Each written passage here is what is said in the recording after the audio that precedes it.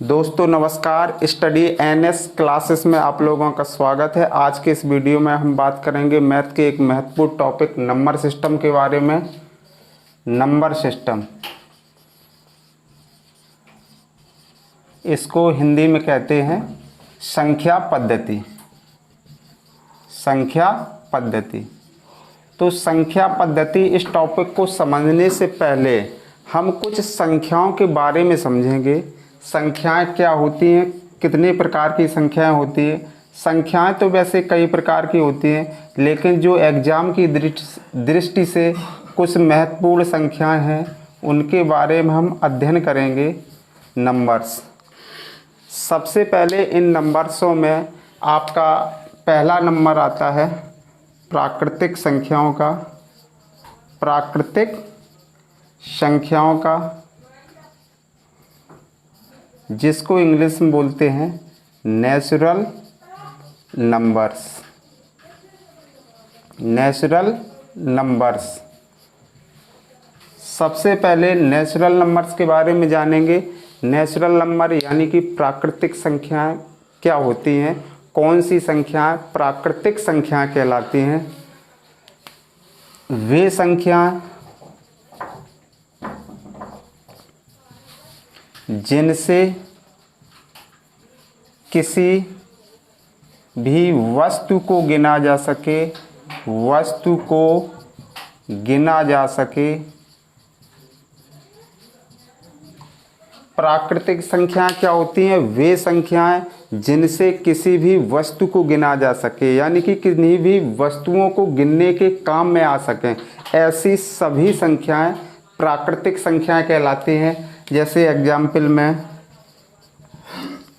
1 2 3 4 5 6 dot dot ये infinite तक चलती हैं। यानी कि प्राकृतिक संख्याएं कहाँ तक होती हैं, इसकी कोई निश्चित सीमा नहीं होती है। इसमें पूछा जाता है सबसे छोटी प्राकृतिक संख्या कौन सी है, तो सबसे छोटी प्राकृतिक संख्या आपकी क्या होगी, 1।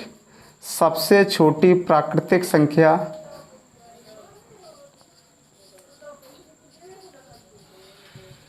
1 होगी। सबसे छोटी प्राकृतिक संख्या क्या होगी, 1 होगी। सबसे बड़ी प्राकृतिक संख्या, या तो यहाँ पर आप कह दीजिए कि सबसे बड़ी प्राकृतिक संख्या कोई नहीं, या फिर इनफाइनाइट। ठीक, क्लियर। आगे चलें। दूसरे नंबर की संख्या होती है पूर्ण संख्या। कौन सी संख्या, पूर्ण संख्या। इसको इंग्लिश में बोलते हैं whole numbers. Whole numbers. Whole numbers क्या होते हैं, यदि प्राकृतिक संख्याओं में जीरो को भी सम्मिलित कर लिया जाए, यदि प्राकृतिक संख्याओं में जीरो को भी शामिल कर लें तो ऐसी संख्याओं का समूह पूर्ण संख्या कहलाता है। जैसे एग्जाम्पल में 0 1 2 3 4 5 6 डॉट डॉट ये इनफाइनाइट तक चलेंगी। तो ये सारी की सारी संख्याएं कैसी होती हैं, पूर्ण संख्याएं होती हैं। अब इसमें प्रश्न बनता है सबसे छोटी पूर्ण संख्या क्या है, 0। सबसे छोटी पूर्ण संख्या क्या है, सबसे छोटी पूर्ण संख्या 0। सबसे बड़ी पूर्ण संख्या कोई नहीं। यहाँ पर एक प्रश्न और बनता है, इसमें जितनी भी प्राकृतिक संख्याएं हैं वे सभी की सभी कैसी हैं, पूर्ण संख्याएं। जितनी भी प्राकृतिक संख्याएं हैं वे क्या हैं, सभी पूर्ण संख्याएं। तो हम कह सकते हैं कि समस्त प्राकृतिक संख्याएं हमारी पूर्ण संख्याएं होती हैं, लेकिन समस्त पूर्ण संख्याएं प्राकृतिक संख्याएं नहीं होती। क्यों, 0 आपका पूर्ण संख्या है लेकिन 0 प्राकृतिक संख्या नहीं है। तो हम कह सकते हैं कि जितनी भी प्राकृतिक संख्याएं होती हैं वे पूर्ण संख्याएं होंगी, लेकिन सभी पूर्ण संख्याएं प्राकृतिक संख्याएं नहीं होंगी। पूर्ण संख्याओं के बाद आपके नंबर 3 पर आते हैं पूर्णांक। पूर्णांक को इंग्लिश में बोलते हैं इंटीजर्स। इंटीजर्स। इंटीजर्स को यदि हम क्लासिफाइड करके अध्ययन करें तो सुविधा होगा। पूर्णांकों का जो क्लासिफिकेशन होता है, ये दो प्रकार के पूर्णांक होते हैं। एक होता है आपका ऋणात्मक पूर्णांक, एक क्या होता है ऋणात्मक पूर्णांक, जिसको इंग्लिश बोलते हैं नेगेटिव इंटीजर्स। Negative integers. दूसरा आपका होता है धनात्मक पूर्णांक। धनात्मक पूर्णांक, जिसको इंग्लिश में बोलते हैं पॉजिटिव इंटीजर्स। Positive integers. तो क्लासिफिकेशन के माध्यम से हम पूर्णांकों को समझेंगे। पूर्णांकों का जो क्लासिफिकेशन होता है, पूर्णांक आपके दो प्रकार के होते हैं, ऋणात्मक पूर्णांक और धनात्मक पूर्णांक। इसमें एक पूर्णांक और सम्मिलित होता है आपका शून्य। शून्य एक ऐसा पूर्णांक है, ना ही धनात्मक में आता है ना ही ऋणात्मक में आता है। क्लासिफिकेशन के अध्ययन के स्वरूप इस शून्य पूर्णांक को हम एक अन्य प्रकार में समझ सकते हैं, जीरो पूर्णांक के माध्यम से। तो पूर्णांकों का यदि हम क्लासिफिकेशन करके अध्ययन करेंगे तो पूर्णांकों को यहाँ पे हम पूर्णांकों के तीन प्रकार पाते हैं। एक आपका ऋणात्मक पूर्णांक, दूसरा धनात्मक पूर्णांक और तीसरा आपका हो जाएगा शून्य पूर्णांक। ऋणात्मक पूर्णांक क्या होते हैं, जैसे संख्या रेखा पर पूर्णांकों को देखें तो मिडिल में हम यहाँ पर शून्य लेते हैं। शून्य के दाईं ओर आपके धनात्मक पूर्णांक होंगे, जैसे 1, 2, 3, 4, 5, 6 ... यहाँ पर शून्य के बाईं ओर देखें, ये ऋणात्मक पूर्णांक होंगे, -1, -2, -3, -4 ... इस प्रकार से। तो पूर्णांकों को यदि हम समझें तो आपने देखा होगा शून्य के दाईं ओर चलने पर, शून्य के दाईं ओर चलने पर पूर्णांकों के मान क्रमशः बढ़ते हैं। जैसे 0 से बड़ा 1 होता है, 1 से बड़ा 2 होता है, 2 से बड़ा 3 होता है, 3 से बड़ा 4 होता है। इस प्रकार से इनके क्रमशः मान बढ़ते चले जाते हैं। और यहाँ पर हम देखें 0 के बाईं ओर चलने पर पूर्णांकों के मान क्रमशः घटते हैं। यानी कि ऋणात्मक पूर्णांक में सबसे बड़ा पूर्णांक आपका -1 होगा, उससे छोटा -2, उससे छोटा -3, उससे छोटा -4। इस प्रकार से ये ऋणात्मक पूर्णांक चलेंगे। ठीक, तो यहाँ पर प्रश्न बनता है सबसे बड़ा ऋणात्मक पूर्णांक क्या होगा? तो सबसे बड़ा ऋणात्मक पूर्णांक आपका होगा -1। क्या होगा? -1 सबसे बड़ा ऋणात्मक पूर्णांक होगा। इसी प्रकार यहाँ पे देखें धनात्मक पूर्णांकों में सबसे छोटा धनात्मक पूर्णांक, सबसे छोटा धनात्मक पूर्णांक आपका +1 होगा और सबसे बड़ा धनात्मक पूर्णांक कोई नहीं। अब जो शून्य पूर्णांक है, शून्य ना ही धनात्मक होता है ना ही ऋणात्मक पूर्णांक होता है। तो ये इन पूर्णांकों के बारे में हमने संक्षिप्त में जाना। पूर्णांक क्या होते हैं, सबसे छोटा पूर्णांक क्या है, सबसे बड़ा पूर्णांक क्या है, पूर्णांक के कितने प्रकार होते हैं। अगली संख्या में यहाँ पर देखेंगे सम संख्या के बारे में। सम संख्याएं क्या होती हैं? सम संख्याओं को इंग्लिश बोलते हैं even numbers. Even numbers, even numbers क्या होते हैं, यानी कि सम संख्याएं क्या होंगी। ठीक, इसकी जो परिभाषा होती है, वे संख्याएं जो 2 से पूर्णतः विभाजित हों, पूर्णतः विभाजित हों। ऐसी सभी संख्याएं जो 2 से पूर्णतः विभाजित हों सम संख्याएं कहलाती हैं। सम संख्याओं में क्या आता है, जैसे आपका 0, 2, 4, 6, 8, 10 ... ये भी अनंत तक चलेंगी, अपरिभाषित जिसको हम कह दें। तो यहाँ पे चीज़ें आती हैं। यहाँ पर परिभाषा क्या होती है सम संख्या की? वे संख्याएं जो 2 से पूर्णतः विभाजित हों। वे संख्याएं जो 2 से पूर्णतः विभाजित हों। जैसे आपका 2 2 से पूर्णतः विभाजित हो रहा है, 4 2 से पूर्णतः विभाजित हो रहा है, लेकिन यहाँ पे 0 भी क्या है, 2 से पूर्णतः विभाजित होता है। यदि 0 में 2 का भाग दें तो भागफल क्या आएगा, 0 आएगा, शेषफल क्या होगा, 0। इसलिए हम कह सकते हैं कि 0 क्या है, 0 भी एक आपकी सम संख्या होगी। तो यहाँ पे हम 0 जो सम संख्या होगी ये हो जाएगी आपकी smallest even number, smallest even number. 0 आपकी सबसे छोटी सम संख्या होगी। क्वेश्चन यदि आता है आपका एग्जाम में कि सबसे छोटी संख्या, देखो क्वेश्चन कैसे बनेगा यहाँ से, उसमें क्वेश्चन आपका इस प्रकार से आएगा, सबसे छोटी सम संख्या होगी।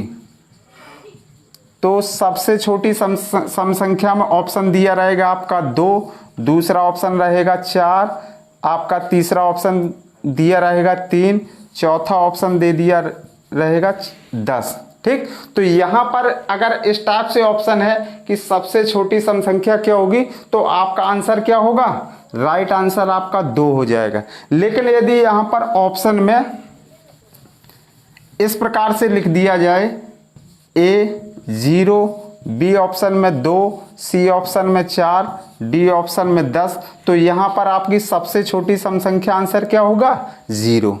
ठीक, तो सबसे छोटी सम संख्या क्या होगी, स्मॉलेस्ट इवन नंबर आपका 0 होगा।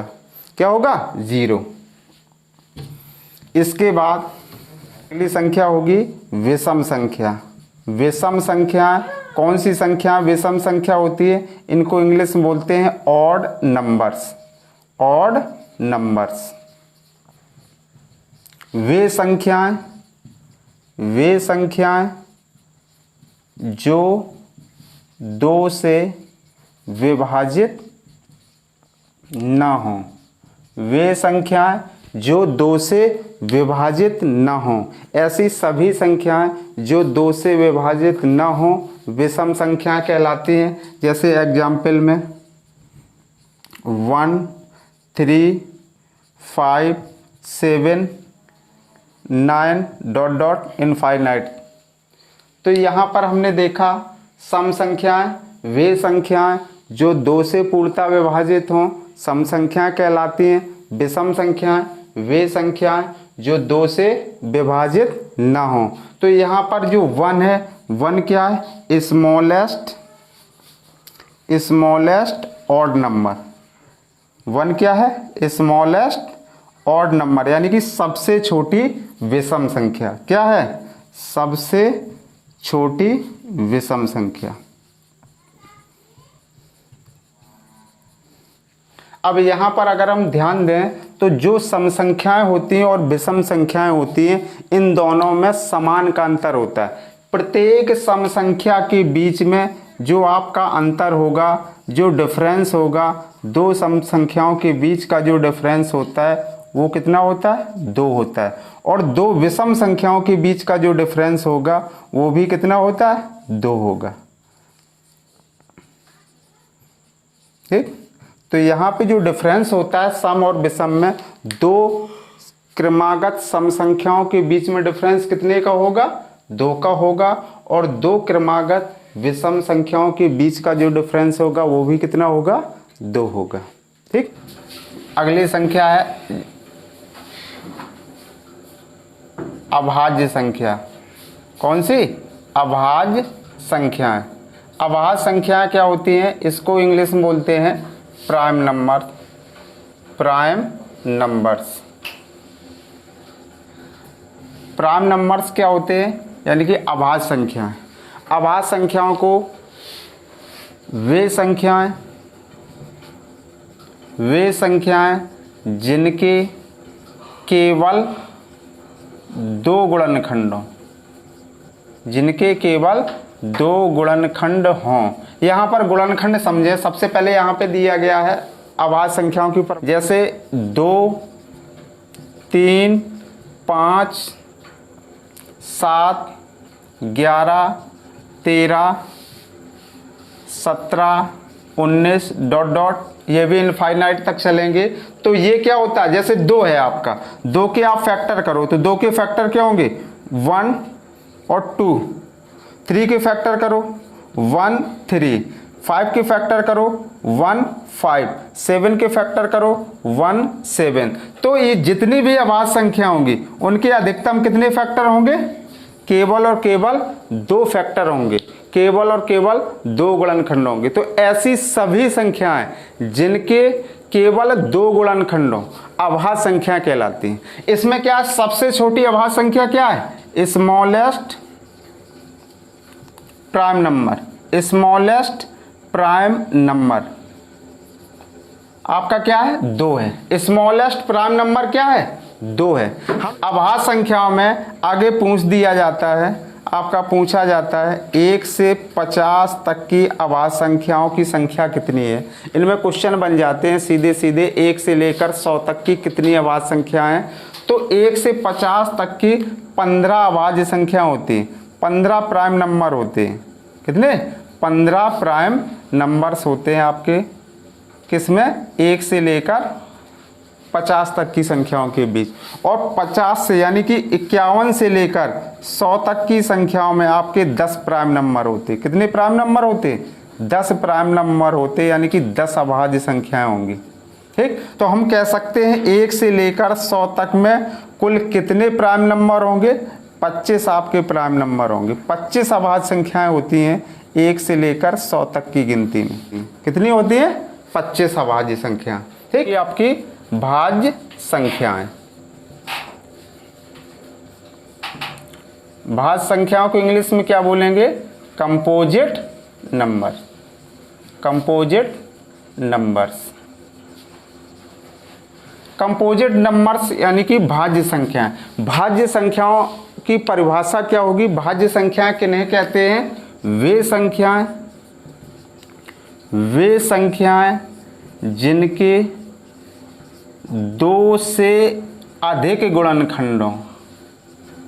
वे संख्याएं जिनके 2 से अधिक गुणनखंड हों। ठीक, वे सभी संख्याएं जिनके 2 से अधिक गुणनखंडों भाज्य संख्याएं कहलाती हैं। जैसे कि 4 6 8 9 10 12 14 15 डॉट डॉट, ये भी इनफाइनाइट तक। यहाँ पर हम देखें जैसे 4 है, 4 के आप फैक्टर करो तो 4 के फैक्टर क्या होंगे? 1 2 और 4। 4 के फैक्टर क्या होंगे? 4 के गुणनखंड क्या होंगे?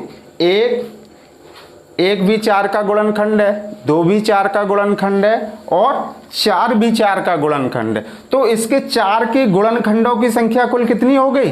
3। तो यहां पर इसकी परिभाषा क्या है भाज्य संख्याओं की? वे संख्याएं जिनके 2 से अधिक गुणनखंड हों भाज्य संख्या कहलाती। 4 से पहले जितनी भी संख्याएं उनमें गुणनखंडों की संख्या क्या है? 2 से कम है। यहां पर 4 एक सबसे छोटी भाज्य संख्या ऐसी है जिनमें गुणनखंडों की संख्या क्या है? 2 से अधिक है। इसलिए हम कह सकते हैं 4 आपका क्या है? Smallest composite number. क्या? स्मॉलेस्ट कंपोजिट नंबर, सबसे छोटी भाज्य संख्या। क्या है? सबसे छोटी भाज्य संख्या। सबसे छोटी भाज्य संख्या क्या है? 4 है। ठीक, भाज्य संख्या क्या है? 4 है। लेकिन अगर हम 9 को देखें, 9 क्या है? Smallest odd composite number. क्या होगा? कंपोजिट नंबर, सबसे छोटी विषम भाज्य संख्या। 9 आपकी कैसी संख्या है? सबसे छोटी विषम भाज्य संख्या। 9 से छोटी कोई भी विषम भाज्य संख्या नहीं है। 9 क्या है? सबसे छोटी विषम भाज्य संख्या है। 4 क्या है? स्मॉलेस्ट कंपोजिट प्राइम नंबर, सबसे छोटी भाज्य संख्या, या इसी को कह सकते स्मॉलेस्ट इवन कंपोजिट नंबर। क्या कह सकते? स्मॉलेस्ट इवन कंपोजिट नंबर या स्मॉलेस्ट कंपोजिट नंबर क्या है 4, और स्मॉलेस्ट ऑड कंपोजिट नंबर क्या है 9। ठीक, तो ये क्या होगी सह अभाज्य संख्याएं। सह अभाज्य संख्याएं, इनको इंग्लिश में बोलते हैं को प्राइम नंबर। को प्राइम नंबर, को प्राइम नंबर्स क्या होते हैं, को हम कह सकते हैं 2 या 2 से अधिक, 2 या 2 से अधिक ऐसी संख्याएं जिनका मासा 1 हो। ठीक, तो यहाँ पर हम एग्जाम्पल में कह सकते हैं 2, 3, कोई भी 2 संख्याएं ले लो जिनका मासा 1 हो, 2 या 2 से अधिक, जैसे यहाँ पर 5, 6, 11 संख्याएं। 2 की सहवाज संख्या क्या होगी 3 होगी, 3 की सहवाज संख्या क्या होगी 2 होगी, 4 की सहवाज 9 होगी, यहाँ पर 9 की सहवाज संख्या क्या होगी 4। तो ऐसी सभी संख्याएं, ऐसी सभी 2 या 2 से अधिक संख्याएं जिनका मासा 1 हो सह अभाज्य संख्याएं कहलाती। तो यहाँ पर हमने संख्या पद्धति में कुछ संख्याओं के बारे में जाना। ठीक, आगे और भी संख्याएं होंगी जिनके बारे में हम अगले नेक्स्ट वीडियो में उसका अध्ययन करेंगे। आज का वीडियो यदि आप लोगों को पसंद आया हो तो कृपया इस वीडियो को लाइक, सब्सक्राइब और शेयर जरूर करें। धन्यवाद।